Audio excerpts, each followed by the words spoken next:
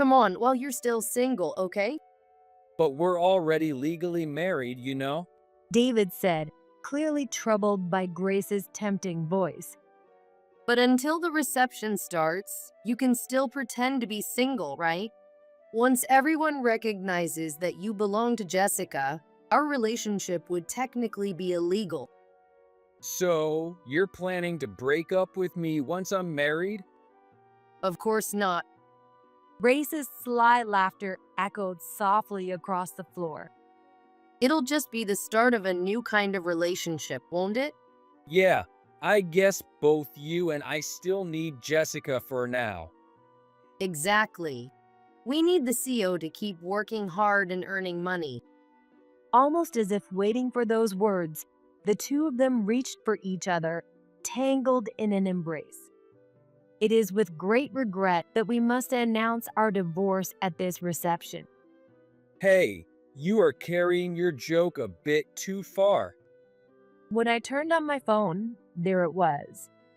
My name is Jessica Rose. I'm 29 years old. I am the CEO of a startup company. I ventured into a niche industry, and it's been fairly successful. The job mainly involves matching one type of professional with another, not just a one-way service where workers take on client jobs, but where they find partners to complement their shortcomings. That's a simple way to describe what we do. I used to be in sales, but after meeting so many different professionals, I had an epiphany. If these two people worked together, things would go much smoother. It's something I noticed over and over again. Being a small company, unlike the big firms, we can be more hands-on. Word of mouth started spreading, and thankfully, we've been consistently busy with work.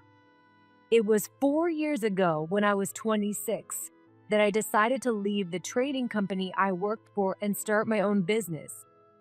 At that time, I was dating David, who later became my husband. David was a bartender at a favorite shop bar of mine. Jessica, you really seem like a business person. He once said, even though I was still an employee thinking about starting my own company. After work, I'd stop by for a drink to wash away my stress of the day before heading home. That bar became my sanctuary, and David was always there.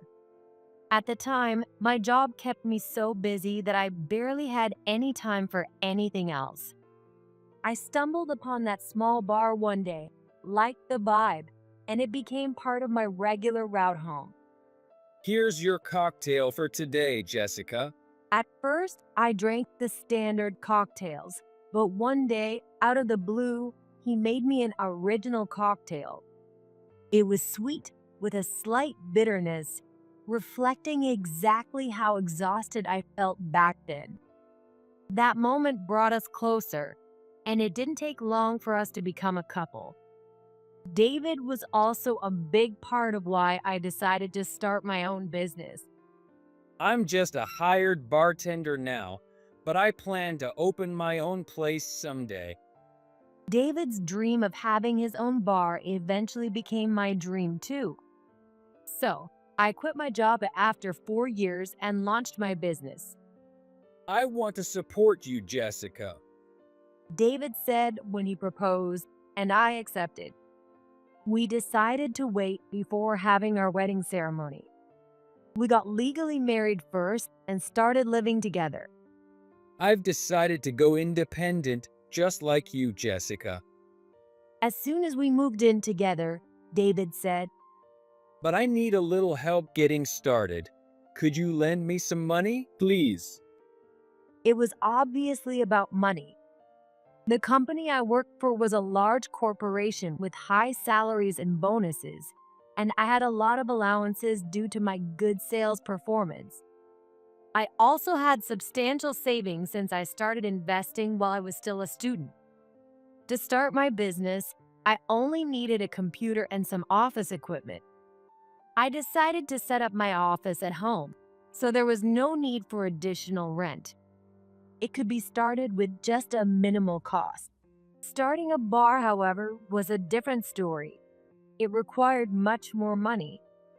I loved David, and he was the one who pushed me to follow my dreams. After some thought, I decided to provide the funds. David was thrilled, but while I was happy to help him, I couldn't shake the feeling of unease. He said he wanted to support my business.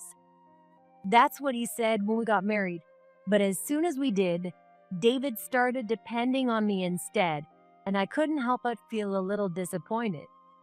But that was only a small part of it. The feeling of being able to fulfill the wishes of someone I love was indeed overwhelming.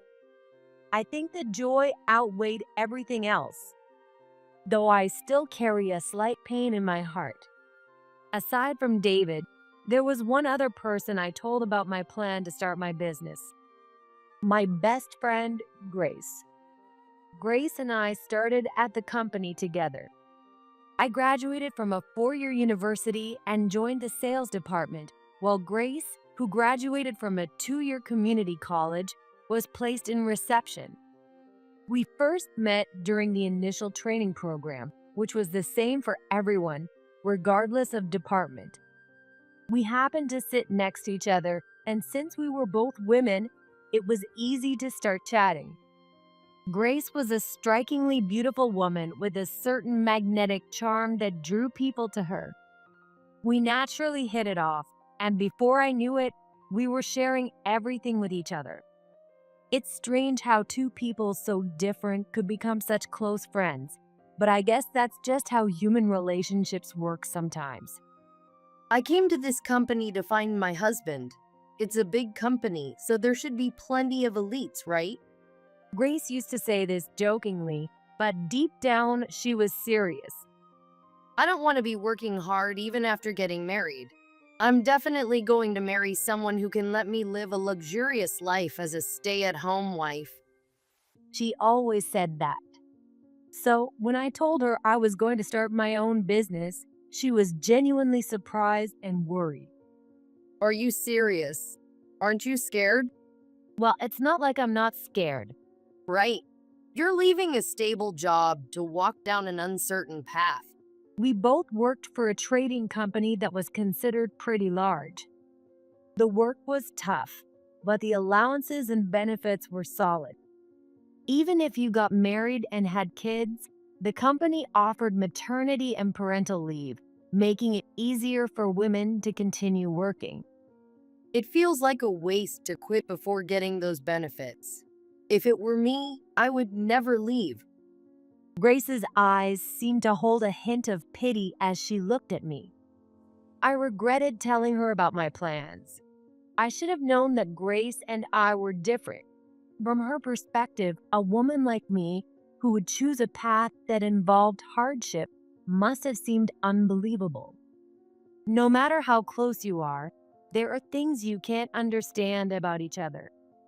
I had been drinking a little at the time, and in a moment of drunken boldness, I said too much.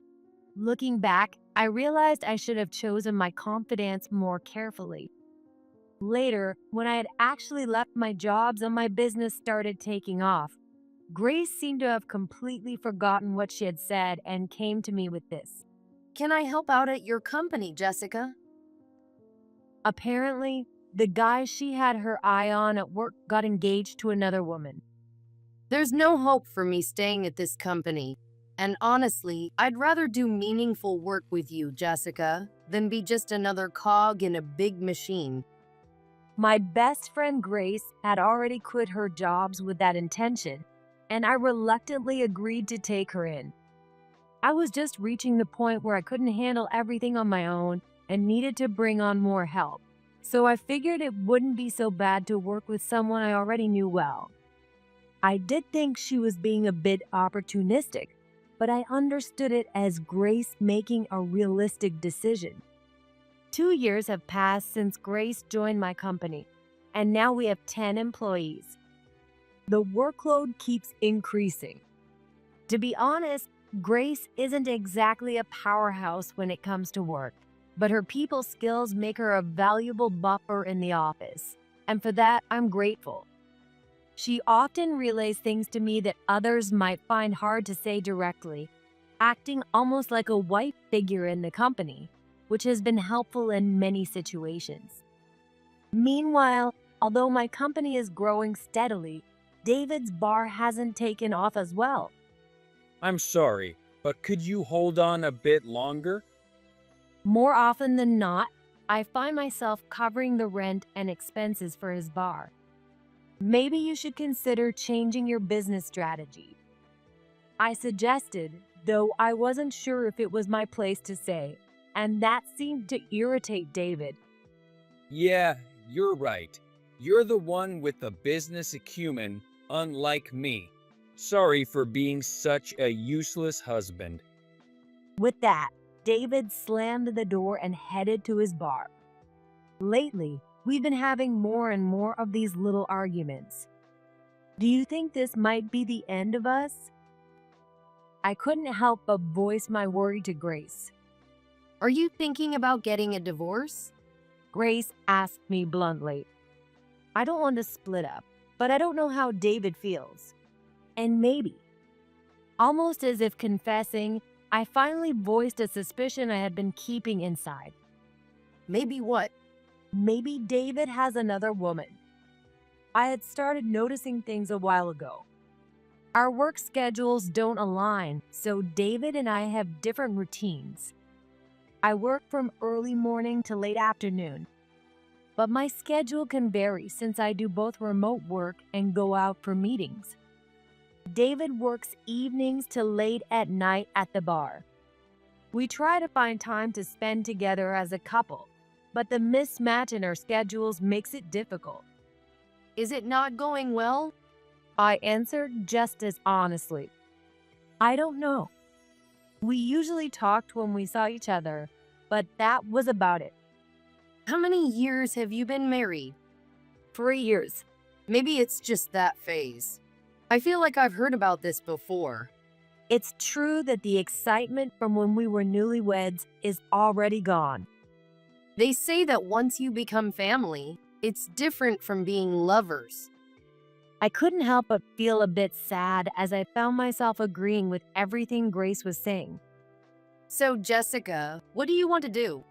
Are you thinking about divorce? Hearing that word made my chest tighten. I don't think that's what I want. Then maybe you need to inject some life into your marriage. What? Grace suggested that we do something to revive our stagnant relationship. Why not have a wedding? Although we had registered our marriage, we never had a wedding because we wanted to wait until life settled down. Could something like that really bring back a fading relationship? And how would I even bring it up to David? Don't worry, I'll talk to him. You just leave it to me, Jessica. I decided to go along with Grace's suggestion. I'm sorry. I've kept you waiting and relied on you for too long, Jessica.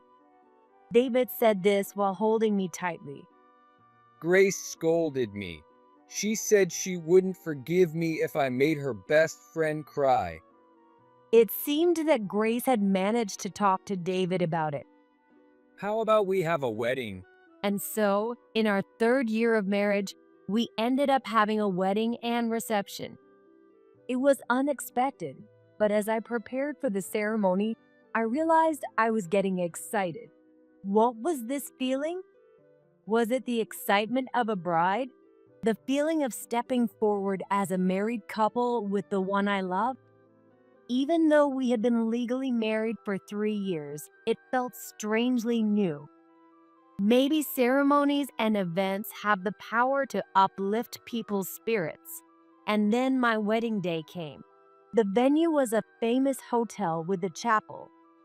After the wedding, we planned to hold a reception in one of the rooms there.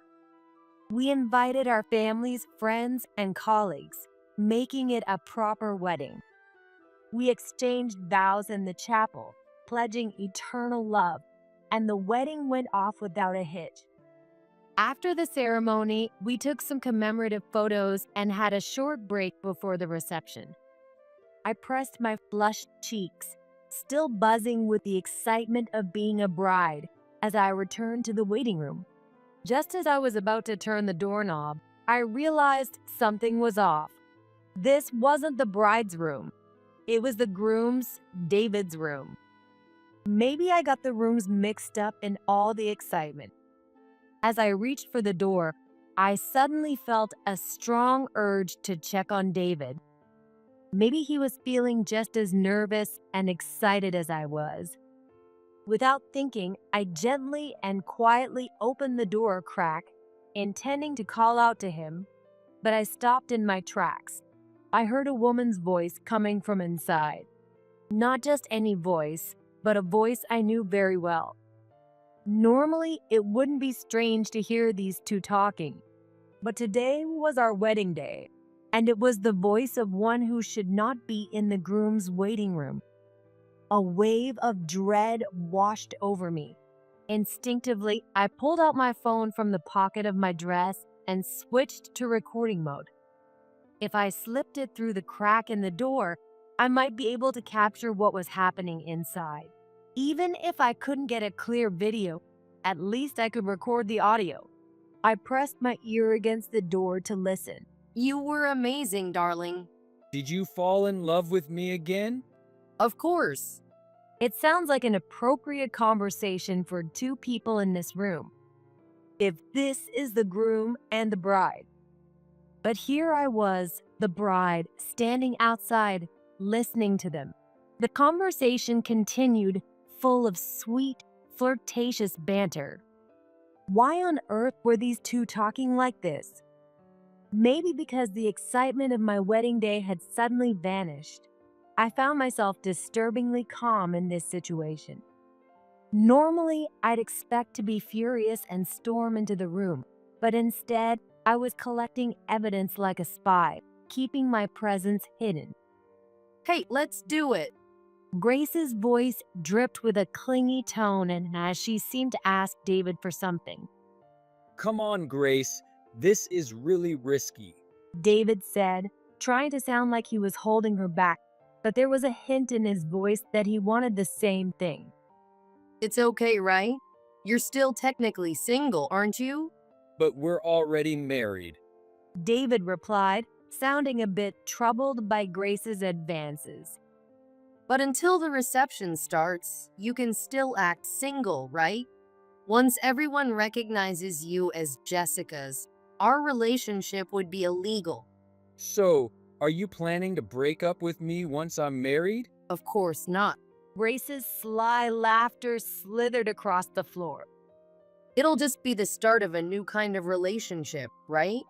Yeah, I guess both you and I still need Jessica for now. Exactly, the boss needs to keep bringing in the money. As if they were waiting for those words, the two of them fell into each other's arms. Soon I heard the sound of heavy breathing, rustling fabric, and furniture creaking. I couldn't bring myself to witness it with my own eyes, but I knew my phone had recorded everything. Once the noises subsided and I couldn't hear their voices anymore, I slowly pulled my phone back from the door, turned off the recording, and quietly stepped away. I entered my own waiting room next door as if nothing had happened. It was only then that I realized my hands were trembling. I was scared to watch it, but I knew I had to. I checked the video I had just saved.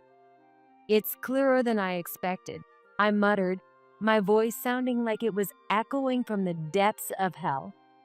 What should I do with this? A groom on his wedding day having an affair with the bride's best friend in the waiting room. It sounds like the title of a cheap porn video. Somehow, it all made sense now. The suspicion I had about David seeing someone else, it all fell into place. As soon as Grace heard about it, she and David moved quickly. They probably couldn't afford for me to divorce him. David needed me to keep funding his bar, and Grace was likely getting some sort of allowance from him. I was nothing more than a convenient cash cow for them. They wanted to secretly keep their relationship going while extracting as much as they could from me. That's what today's charade was all about. They probably thought that by dangling the dream of a wedding, they could keep deceiving me for a little longer. How foolish they must think I am. But I have to admit, I was naive. I trusted them and ignored the signs. But now, looking back, so many things were off. For instance, whenever I had a business issue on my mind, David would suddenly offer some advice. Grace must have been leaking information about my work to David, trying to steer things in their favor. Maybe Grace joined my company with that intention from the start. When I let myself think that way, the doubts keep coming. Right now, I have no one to talk to, and I'm sitting here alone, figuring out my next move. A sad bride on her wedding day, thinking about such things. It's so pathetic, it almost makes me laugh. But I'm not the type to just sit and cry. I'll make sure to pay them back many times over. I started planning in my mind. Then I walked out of the room, keeping my composure, and headed to the reception hall where my family was waiting. With a bright smile, I played the part of the happy bride perfectly. Holding the hand of the groom who had just betrayed me, we entered the hall together. To thunderous applause, we were escorted to the head table. As we sat down, the music stopped, and the host handed the microphone to David. We had decided he would give the opening speech. But before he could take it, I quickly snatched the mic from the side. David looked at me surprised, but I smiled at him and nodded reassuringly. What kind of surprise is this? Are you announcing that our married life is going to be full of surprises like this? David's voice echoed through the mic, and the crowd burst into laughter. He didn't seem to suspect anything, seeing how happy and playful I looked. Originally, my husband David was supposed to give the opening speech, but before that, I have an announcement I'd like to make. A murmur spread through the room. What could the bride possibly want to announce herself? Some people even whispered that it might be a pregnancy announcement. Unfortunately, it wasn't anything so joyous. In fact, I doubt anyone could have imagined what I was about to say at a wedding reception. Thank you all so much for gathering here today to celebrate with us. First, I want to express our deepest gratitude. When I thanked everyone, David stood up in a panic and thanked all in the same way. There was a little laughter from the guests at our appearance. It looked like a charming scene of a husband already being henpecked by his wife. What I'm about to announce is something that even David doesn't know about. This is the first time anyone is hearing this. I smiled sweetly at David as I spoke, and he smiled back, clearly expecting some sort of pleasant surprise. Well then, here it is. David and I have decided to get a divorce. The room, which had been filled with joyful chatter, fell deathly silent, followed by a murmur of confusion and disbelief. Hey, what are you talking about, Jessica? David stammered, a nervous laugh escaping him, but he didn't seem to believe it yet. How could he? It is with great regret that we must announce our divorce here at this reception. Hey, you are carrying your joke a bit too far. David scolded harshly, but I only smiled more brightly. Why are you smiling? Why would you say something like that? Take it back. Apologize to everyone right now. No, we're getting divorced. I'm not divorcing you. There's no reason to. David shouted, slamming his hand on the table. Oh, there's a reason, I said, pulling my phone out of the pocket of my wedding dress. Did you know that some wedding dresses now have pockets? Even brides want to carry their phones these days. I turned on my phone, and the following conversation started playing, echoing throughout the hall from the mic I was holding. You were amazing, darling. Did you fall in love with me again? Of course. Some people might have thought it was a conversation between me and David, but David and one other person in the room knew immediately that it wasn't. Stop it. David lunged at me, but I had anticipated that much. I quickly turned and ran, clutching the phone and microphone. I said stop it. Even if some people initially thought it was just a conversation between David and me, his frantic behavior would have made it clear that something was off. I skipped ahead in the video and played the key part. But until the reception starts, you're still technically single, right? Once everyone recognizes that you belong to Jessica, our relationship would become illegal. So, are you planning to break up with me once I'm married? Of course not. By now, everyone in the room understood. This was a conversation between the groom and someone other than the bride, and they likely realized it took place just before the reception began. It'll just be the start of a new kind of relationship, right? Yeah, I guess both you and I still need Jessica for now. Exactly. The boss needs to keep bringing in the money. Just as the sounds of something beginning could be heard, I turned off the recording. From here on, it's not the kind of content that's appropriate for everyone to hear. And just so you know, this phone doesn't only have audio, it has video as well. The room erupted in a chaotic murmur as people realized what was happening. I looked over to the table where my employees were seated. Their Grace sat silent in her red dress. While the others were buzzing with confusion, Grace remained frozen. Somehow she looked like she was trembling. As I stared at Grace, David seized the moment, snatching the phone from my hand and smashing it to the ground, stomping on it. There, now there's no evidence. Serves you right.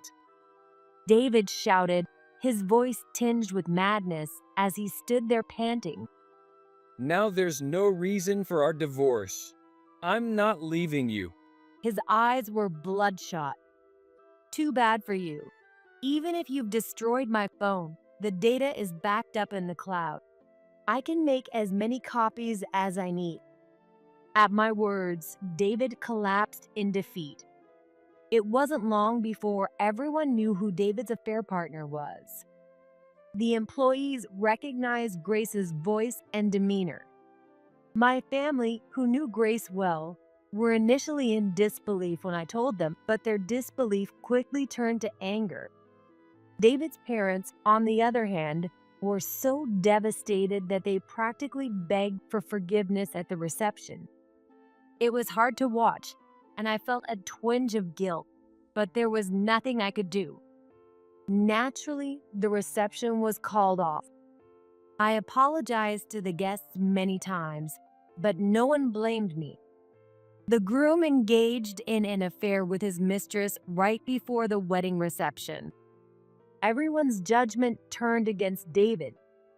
David sat on the floor like an emotionless doll. He couldn't even react to the cold stare. Grace had disappeared from the venue at some point.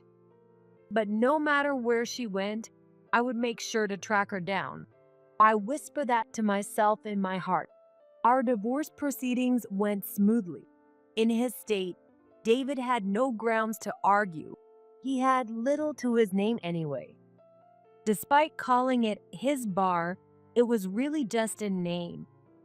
At the time, no one would lease a place to him, so I had signed the rental agreement in my name, with David merely acting as the manager. His parents, who hadn't known this, were shocked. David had made it seem as though he had started the business on his own, but that was far from the truth. As a result, there was no money for alimony or asset division. David's parents, realizing everything, emptied their retirement savings and even took out loans to cover the costs. Including the money I had spent on the bar, it amounted to a significant sum, but they insisted on paying it all. Though I told them it wasn't necessary, they were adamant, and I reluctantly accepted. Are you going to take my bar away too? David protested, but his parents yelled at him, silencing him. They said they would have him work off the debt by living and working on a relative's farm. David, who had always liked the urban, sophisticated lifestyle, would now be working in the country, something he had always despised. To me, it seemed like the most fitting punishment. Maybe this would help him appreciate the dignity and importance of such work, but whether he changed or not no longer mattered to me. As for Grace, she disappeared for a while. But I contacted her parents, and when she returned to her family home, they ensured she was brought to the table to face the consequences. After fleeing the reception, Grace apparently sought refuge with a few men she knew, but they eventually grew tired of her and kicked her out. After bouncing from one place to another, she eventually had nowhere else to go and had to return to her parents' home. It's not my fault. David was the one who fell for me and made the first move. No matter how you try to spin it, the fact remains that you had an affair with my ex-husband while we were still married. I will be taking legal action for damages. I don't have a penny to my name. Grace's parents were furious at her brazen attitude, but nothing they said got through to her. Like David's parents at the reception, Grace's parents repeatedly apologized and offered to pay the compensation, damages, and even the reception cost. I felt sorry for them, just as I had for David's parents, but since Grace couldn't pay herself, I decided to accept their offer. However, I declined the reimbursement for the reception costs, as David's parents had already covered that. Grace seemed truly bitter about the situation and, in an attempt to spite me, ended up revealing everything. While I knew she might have exaggerated some things to make herself look better, I believe the core of her story was true. According to Grace, she had been deeply resentful ever since I got married and became independent. I am prettier, more urban, and more loved by men than you. But you, who I thought were plain and boring, married someone as handsome as David and became the CEO. I couldn't stand it. Grace tried to find a suitable man who could outshine me, approaching several promising male colleagues, but none of them saw her as more than a fling. Grace had a reputation as a notorious flirt since the time I was still at the company, so it's no wonder no one saw her as marriage material. I had warned her many times. If she was serious about finding a husband, she needed to be more cautious in her behavior. But Grace never listened to me. You just don't get it, Jessica. You can't understand what it's like to be a woman like me, who's always being pursued by men. She would sigh and brush off my advice, so I eventually gave up on talking to her about her relationships. I've always looked down on you, thinking you were just throwing yourself into work because you weren't attractive enough to get a man. So when I heard you were becoming the CEO, I was determined to find a way to ruin it for you. All the while, I had no idea, continuing our friendship, only to have her eventually go after my husband. When Grace realized no one at work would take her seriously, she set her sights on David. She wormed her way into my company, pretended to be supportive, and seduced David, hoping they could take over the business together. In truth, I had known David had been unfaithful from time to time. He was always that kind of person, and I figured that if it was just a little thing fueled by alcohol, it was something I could overlook. As long as it was a brief fling and I didn't find out about it, I thought I could turn a blind eye. As long as he came back to me, I thought that would be enough. But when I talked to Grace about it, I felt uneasy, like something was different this time. Back then, I still had feelings for David and was serious about not wanting to break up. So I turned to Grace, who I thought knew a lot about relationships, and that's how things ended up the way they did. I heard him say that your company only exists because of him. He said there's no way a woman could run a business on her own. And believing that is what got me into this mess. Grace had flattered David, encouraging him to exaggerate his role in my success. And David, driven by pride, started believing his own lies. Grace, in turn, fed information about my company back to David. David pretended to be worried about me, gave me some advice, and then felt like he was really running my company. But while I listened to David's advice, I never let it sway my decisions. I knew the fate of my company and employees rested on my shoulders. If David's advice made sense, I'd acknowledge it. But if it didn't, I'd thank him and move on. It was all just a fantasy they had built together. Just look at how David's bar turned out. He clearly lacked any real business acumen. That's the reality. After I took everything I was owed from David and Grace, I decided to cut all ties with them. I have a company to run and employees who depend on me. I don't have time to dwell on such things. I've already caused everyone enough worry with this situation.